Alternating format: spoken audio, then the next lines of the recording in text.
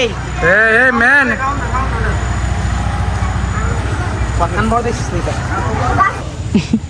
যেমনে বইছে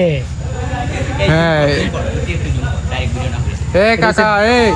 so guys আসসালামু আলাইকুম, কেমন আছেন সবাই? আশা করি প্রত্যেকেই ভালো আছেন। আমি আল্লাহর মতো অনেক ভালো আছি। সো আজকে গেছে আমরা গেছিলাম গোয়ারাইতে আমাদের সাতচল্লি জাতীয় উদ্যানে।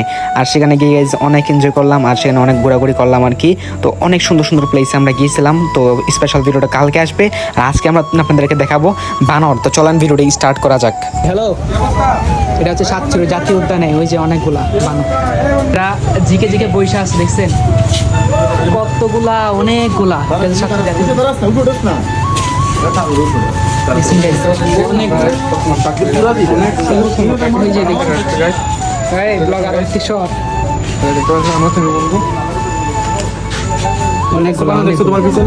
একটা বান্ধব দেখবেন, একটা বান্ধব